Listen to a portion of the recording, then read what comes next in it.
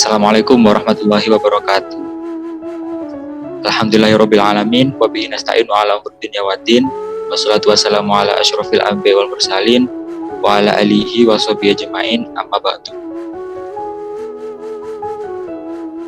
Puji syukur kita panjatkan kehadirat Allah Subhanahu wa Ta'ala karena telah memberikan rahmat, kesehatan, dan keselamatan sehingga kita dapat belajar bersama melalui media video ini. Kami dari kelompok 1 yang beranggotakan saya, Zakiatul Basirah, dan rekan saya, Dan saya Muhammad Ihya Ulumuddin Falevi akan mempresentasikan materi studi fikih tentang ijtihad dalam Islam. Nah, adapun pembahasan yang akan kita bahas adalah yang pertama yaitu definisi ijtihad. yang kedua yaitu dasar ijtihad, Yang ketiga, hukum ijtihad. yang keempat lapangan ijtihad, Yang kelima, kedudukan dan fungsi ijtihad. yang keenam macam-macam ijtihad, Yang ketujuh, syarat-syarat ijtihad. yang kedelapan tingkatan ijtihad, Yang kesembilan, penerapan ijtihad. dan yang terakhir yaitu diskusi. Baik, langsung saja ke pembahasan yang pertama yaitu definisi ijtihad. Nah, ijtihad berasal dari kata ijtihada, yajtahidu, ijtihadan, yang artinya mengerahkan segala kemampuan yang ada pada diri. Sedangkan ijtihad menurut bahasa yaitu pengerahan segala kemampuan untuk mengerjakan sesuatu yang sulit.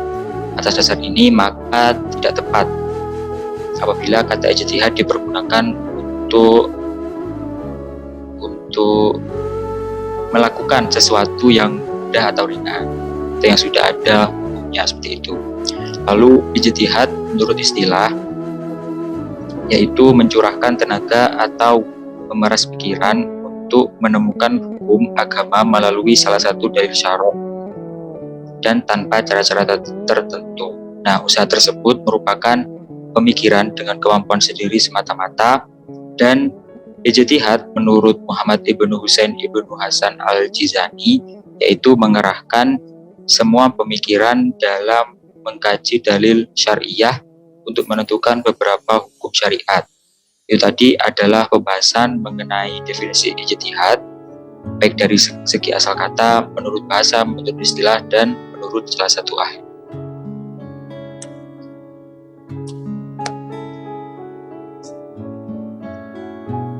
Selanjutnya, pembahasan yang kedua yaitu tentang dasar ijtihad. Dasar ijtihad di sini ada dua, yaitu menurut Quran surat An-Nisa ayat 59 dan Quran surat An-Nisa ayat 105.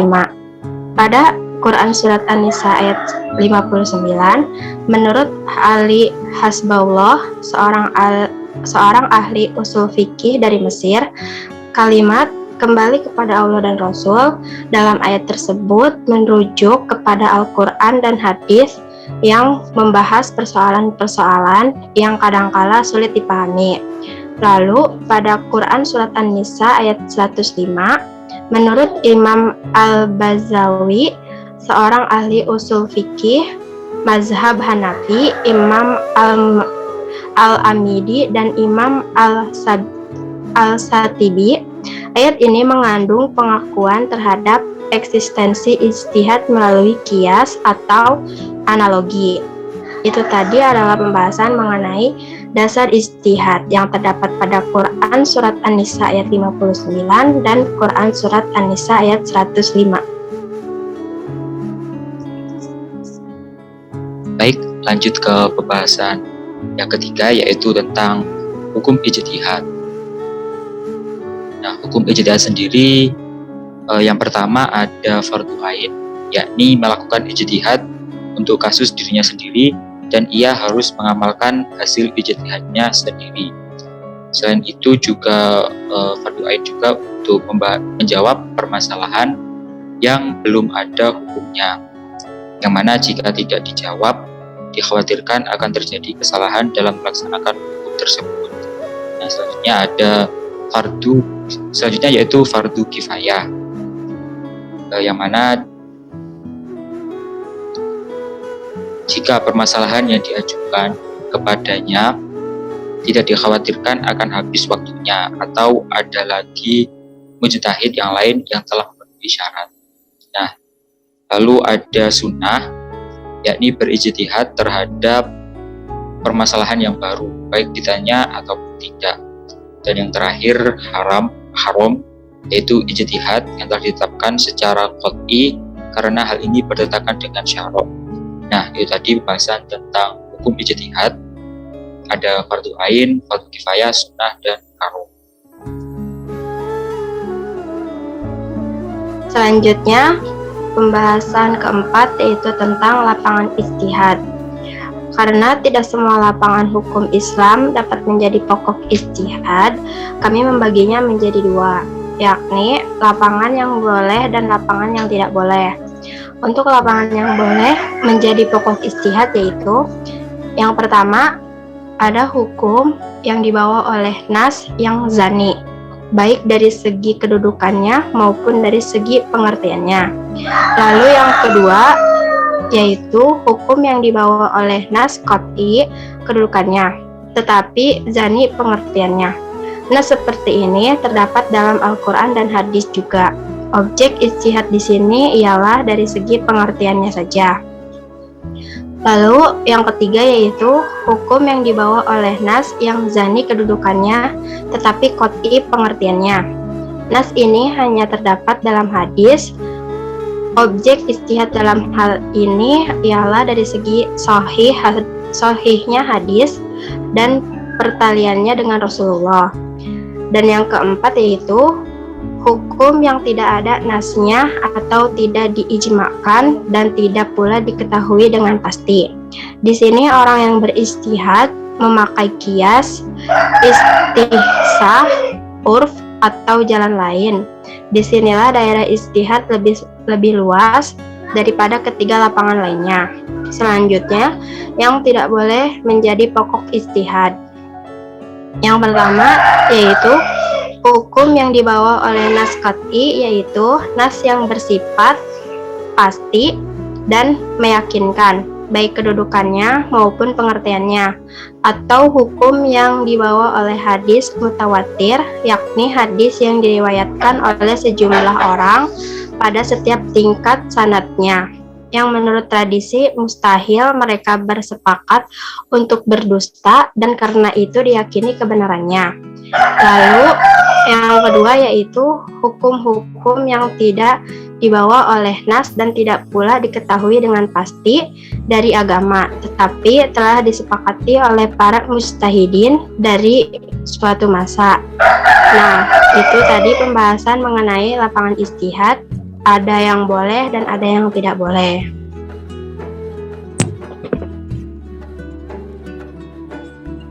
Baik, lanjut ke pembahasan selanjutnya. Pembahasan yang kelima yaitu tentang kedudukan dan fungsi ijtihad. Nah, kedudukan ijtihad adalah sebagai penentu hukum setelah Al-Quran dan hadis. Apabila dalam Al-Quran dan hadis tidak ditemukan secara jelas dan rinci mengenai hukum yang dimaksud, lalu fungsi ijtihad yaitu untuk menetapkan suatu hukum di mana hal tersebut tidak dibahas dalam Al-Quran dan hadis. Nah, jadi pembahasan mengenai kedudukan dan fungsi ijtihad.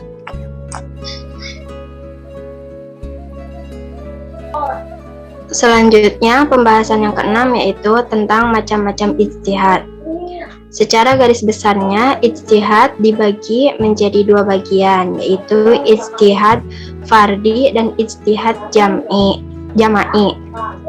Untuk ijtihad fardi adalah ijtihad yang dilakukan oleh perseorangan atau beberapa orang yang tidak ada keterangannya bahwa mujtahid lain menyetujuinya dalam suatu perkara.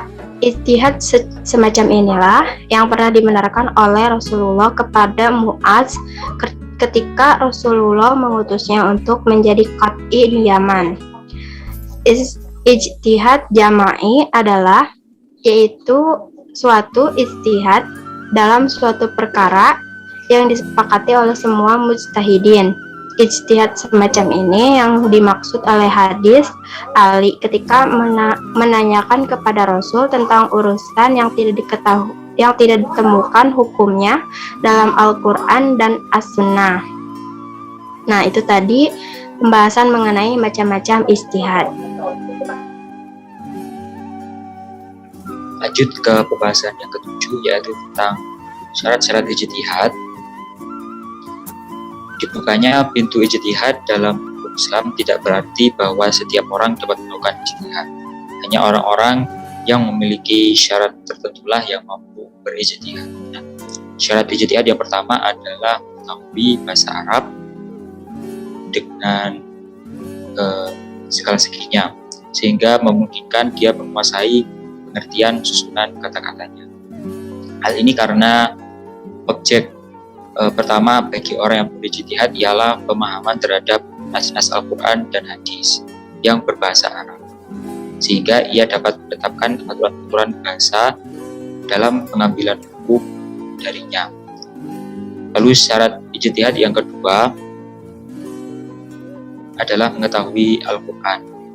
Dalam hal ini ialah hukum yang dibawa oleh Al-Quran beserta ayat-ayatnya dan mengetahui cara pengambilan hukum dari ayat tersebut, sehingga apabila terjadi suatu peristiwa ia dapat menuju ayat-ayat Al-Quran dan hadis. Lalu syarat ijtihad yang ketiga adalah mengetahui hadis-hadis Nabi Shallallahu Alaihi Wasallam, yaitu yang berhubungan dengan syariah, sehingga ia dapat mendatangkan hadis-hadis yang diperlukan dengan mengetahui keadaan sanadnya. Syarat ijtihad yang kelima adalah mengetahui segi-segi pemakaian kias seperti ilat dan hikmah penetapan hukum, serta mengetahui fakta-fakta yang ada nasnya dan yang tidak ada nasnya. Dan syarat ijtihad yang kelima adalah mampu menghadapi nas-nas yang berlawanan, karena kadang-kadang dalam suatu persoalan terdapat beberapa ketentuan yang berlawanan.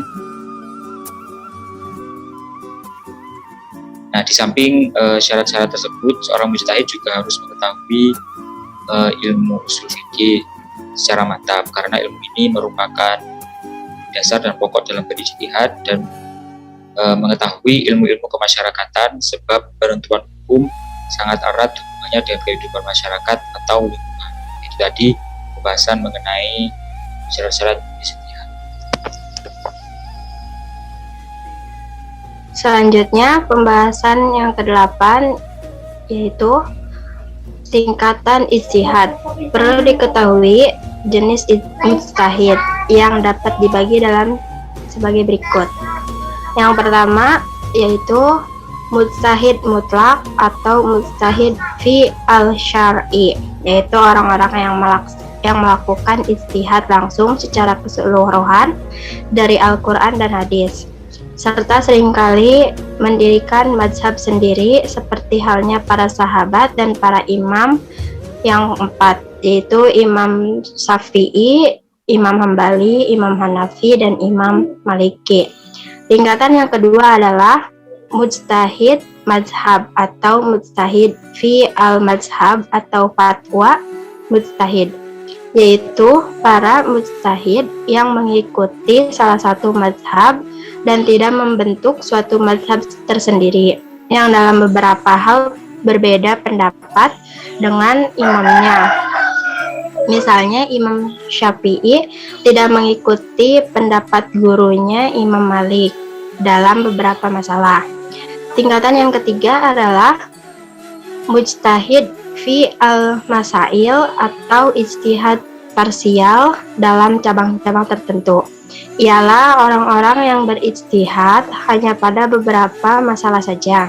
Jadi tidak dalam arti keseluruhan, namun mereka tidak mengikuti suatu mazhab.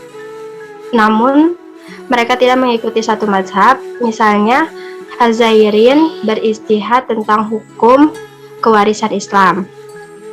Dan tingkatan ijtihad yang keempat adalah mujtahid muqayyad, yakni orang-orang yang beristihad yang mengikatkan diri dan mengikuti pendapat ulama salaf, tetapi memiliki kesanggupan untuk menentukan mana yang lebih utama dan pendapat menentukan yang kuat dan pendapat yang berbeda serta riwayat yang lebih kuat di antara riwayat itu. Mereka juga memahami dalil-dalil yang menjadi dasar pendapat para mujtahid yang diikuti. Nah, itu tadi pembahasan mengenai tingkatan ijtihad.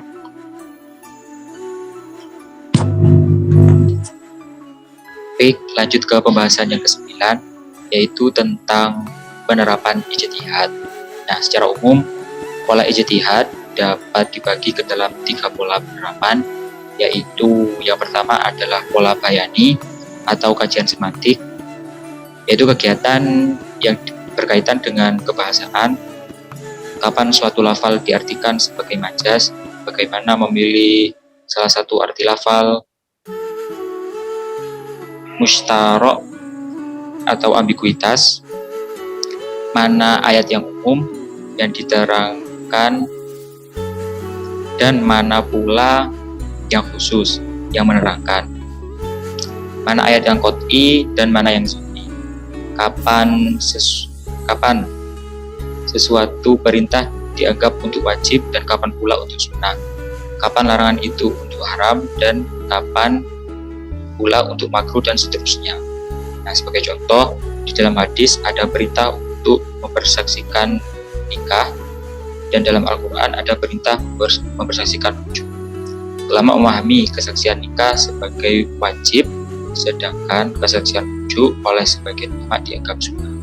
Lalu pola penerapan ijtihad yang kedua adalah pola ta'lili, yaitu semua penalaran yang menjadikan ilat atau keadaan atau sifat yang menjadi tabatan hukum sebagai titik tolaknya.